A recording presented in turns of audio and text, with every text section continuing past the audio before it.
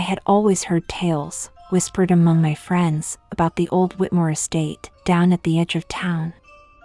They said it was haunted, a place where shadows lingered a little too long and the wind seemed to whisper names.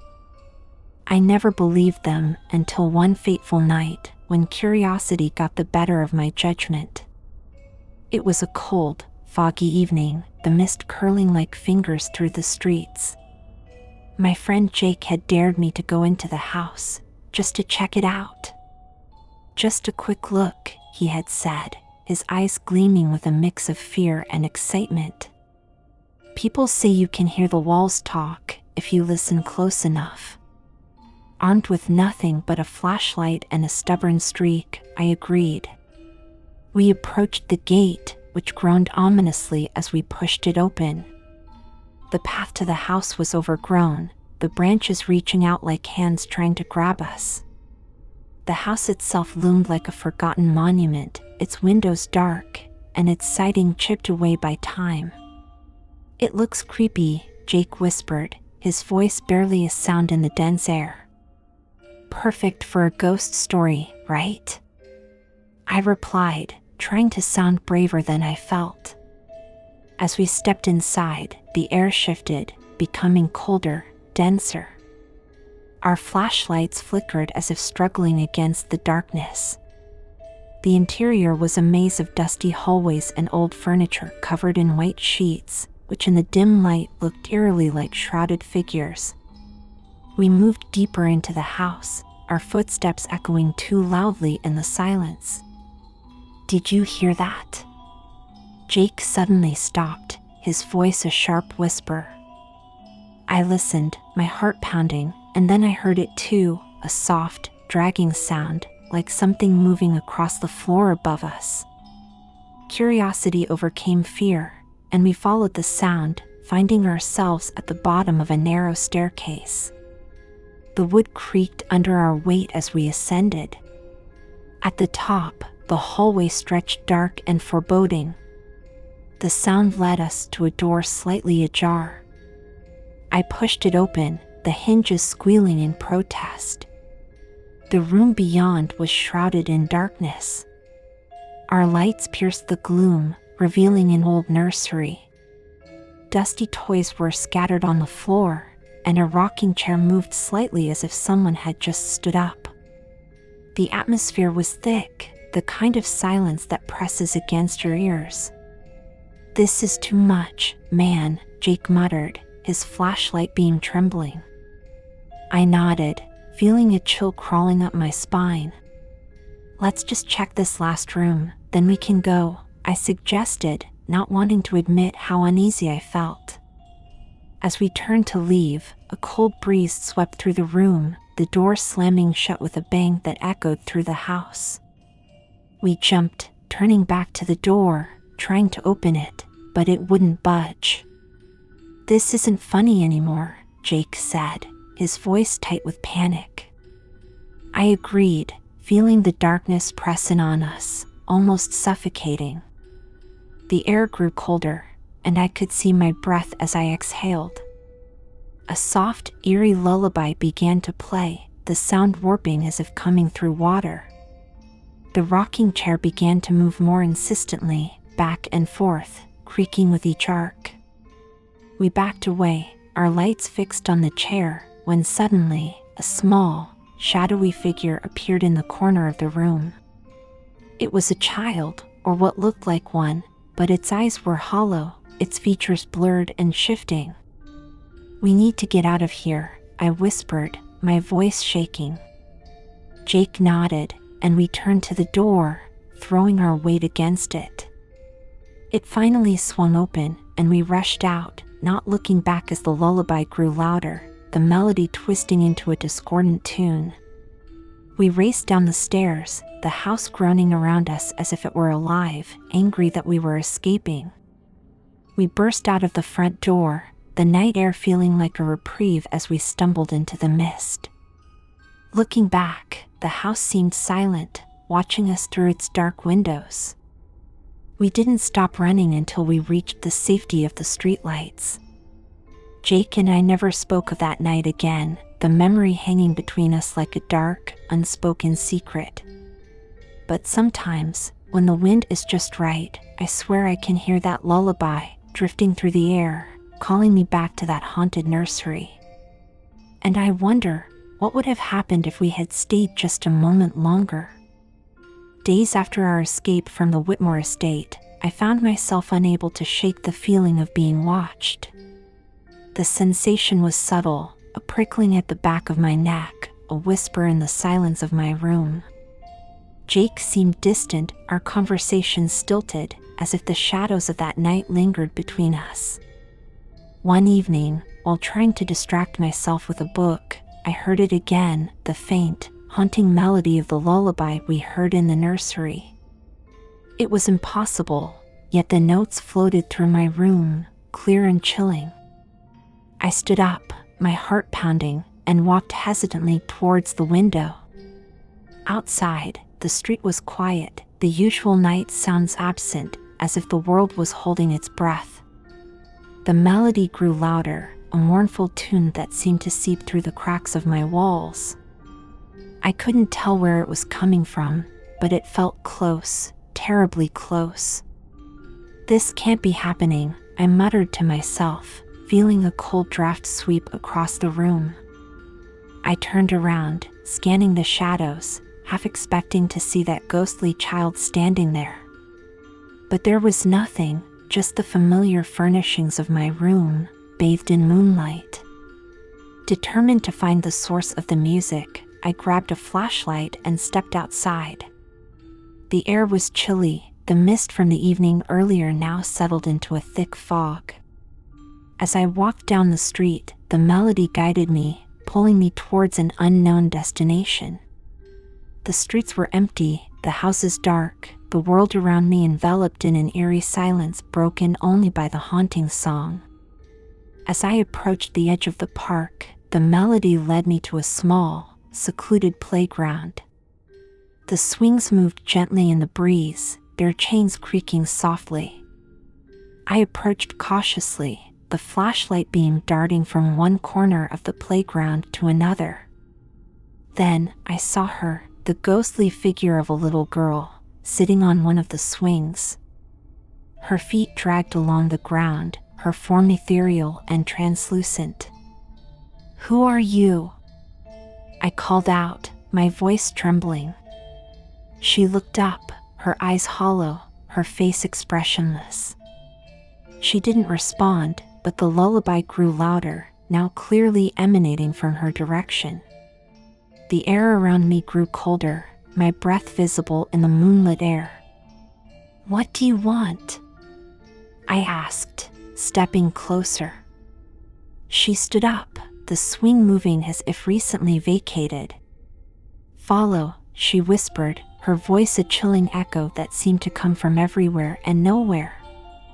She began walking towards the woods at the edge of the park, her form flickering like a candle flame in the wind.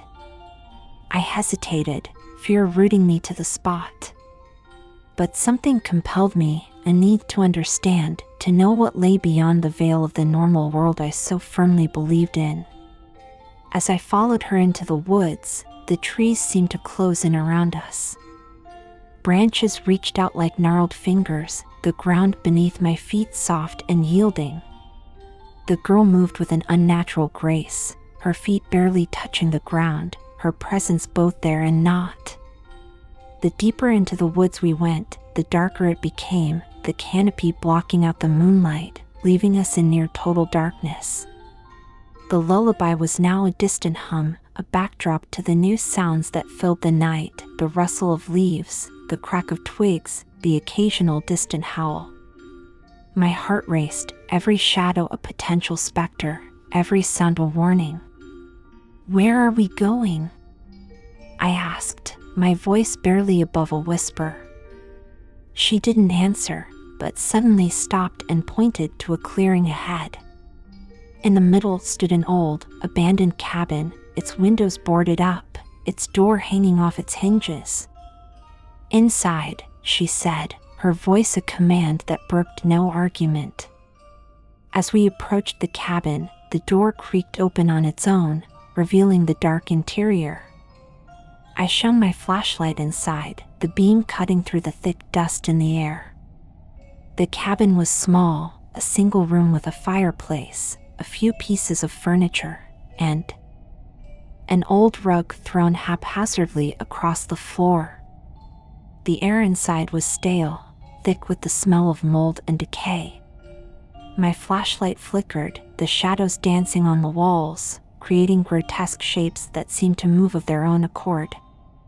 The little girl entered the cabin first, her form becoming even more translucent as she passed through the threshold.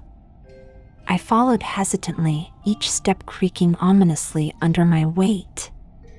Inside, the cabin felt even colder than the outside air, a chill that seeped into my bones. The little girl pointed towards the fireplace, where a pile of old, charred logs lay. "Look," she whispered, her voice barely audible over the crackling of the wood underfoot. I approached the fireplace, shining the light into the dark recesses. Among the ashes, I found remnants of what appeared to be old photographs, their edges burnt, the faces barely recognizable. As I sifted through them, a sudden gust of wind swept down the chimney, stirring the ashes into a swirling cloud around me. I coughed, waving my hand in front of my face, trying to clear the air. When the dust settled, the little girl was standing closer, her eyes fixed on the fireplace. "They burned everything," she said, her voice a mix of sadness and anger. "But they couldn't destroy me." Her words sent a shiver down my spine, the implications of her statement slowly dawning on me. She was tied to this place, bound by some horrific past that wouldn't let her go. I turned to her, my curiosity piqued despite the fear. "Who did this to you?" I asked, my voice steady, despite the pounding of my heart. She looked up at me, her eyes hollow and deep. "The ones who lived here," she replied, her voice echoing slightly, as if carried by the wind. "They thought they were alone, but the house never forgets." Her cryptic words hung in the air, a puzzle I was desperate to solve. What happened in this house? I pressed, needing to understand. She floated towards the window, her finger pointing to the woods outside. "They came from there," she said, her voice growing fainter. "And they brought something with them." I followed her gaze, staring into the dark woods. The wind picked up, the trees rustling as if in response to her story. The atmosphere grew tense, the very air charged with a palpable sense of dread. "What did they bring?" I asked, not sure I wanted to know the answer. She turned to me, her form flickering like a dying flame. "A curse," she whispered, "born of greed and sealed with blood." She paused, her eyes searching mine. "It seeks what was lost, what was taken. It will not rest until it is found." The weight of her words settled over me, a cold dread enveloping my heart.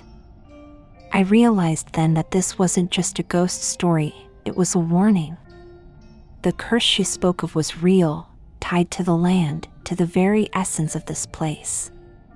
And I had unwittingly walked into its domain. "Am I in danger?" I asked, the question laced with a fear I couldn't hide. She nodded slowly, her expression grave. "Anyone who comes here is," she said, her voice a mournful echo. "But you can still leave. Go, before it finds you." Her warning was clear, the urgency unmistakable. But as I turned to leave, a part of me hesitated. There was more to this story, secrets buried in the ashes of this haunted place. I looked back at the little girl, her presence fading with each passing second. "Will you be here if I come back?" I asked, the decision to return already forming in my mind. She smiled, a sad, ethereal gesture that chilled me to the bone. "I'm always here," she replied, her voice fading into a whisper. "Waiting for the curse to end." With those final words, she disappeared, leaving me alone in the dark, silent cabin. I stepped outside, the night air feeling like a reprieve after the oppressive atmosphere of the cabin. As I walked back through the woods, the weight of her story pressed heavily on me, a story of loss, betrayal, and a curse that lingered like a shadow over the land. Continuing the story, as I made my way back through the shadowy woods, the moon seemed to cast a paler light than before, as if it too recoiled from the dark truths hidden in the heart of the Whitmore estate. The air felt heavy with a foreboding silence, a quiet so deep it muffled the crunch of my footsteps on the dry leaves. My mind raced with the ghostly girl's revelations, the ominous warning she had imparted, "Leave before the curse finds you." But the deeper I went into the woods, the more I felt an irresistible pull, a need to uncover the full story. Perhaps it was the adrenaline, the raw edge of fear that sharpened my curiosity, or maybe it was a deeper, more personal draw to the mysteries that the haunted house held. As I approached the edge of the woods, I paused, glancing back at the silhouette of the old cabin. It stood there, a dark sentinel against the lesser darkness of the night, its secrets cloaked in shadow. I took a deep breath, steeling myself, and turned back toward town. I knew I would return, perhaps with help, perhaps alone, to delve deeper into the curse that bound the ghostly child to that place. The walk back was tense, each shadow and noise magnifying in my already heightened senses. By the time I reached the familiar, well-lit streets of my neighborhood, the early morning hours were drawing near, painting the sky in the softest hints of blue. My house welcomed me with its mundane normalcy, a stark contrast to the night's eerie events. Once inside, I locked the door and leaned against it, letting out a long, exhausted breath. Sleep was a distant possibility, as the images and sounds of the night replayed in my mind. I needed to document everything, to make sense of the fragmented pieces of the story. Pulling out my laptop, I began to type, the words flowing as freely as the adrenaline in my veins. Hours passed, the world outside brightening with the promise of a new day. As I typed the last sentence, summarizing the chilling plea of the ghostly child, a sudden chill swept through the room. The air grew inexplicably cold, and I felt a familiar prickling sensation on the back of my neck. Slowly, I turned around. There, in the corner of my living room, stood the ghostly figure of the little girl. Her appearance was no longer confined to the haunted woods or the cursed cabin. She had followed me home. "Why are you here?" I asked, my voice steady despite the fear gripping my heart. "You know the story now," she whispered, her voice as cold as the air around her. "You carry it with you. But what does it want from me?" I pressed, needing to understand the nature of the curse that seemed to be encroaching upon my life. "The curse seeks to be known," she replied, her form becoming more defined, as if the telling of her story had given her strength. "It seeks closure, a release from the pain and betrayal that gave it life." Realization dawned on me then, a terrifying and exhilarating understanding. I was not just a bystander, I was now a part of the story, a conduit for the curse's resolution. "What must I do?" I asked, resolved to see this through, to end the suffering of the ghost and perhaps free the estate from its dark legacy. "Return to the house, with the story known to others. Share it, let it be heard," she instructed.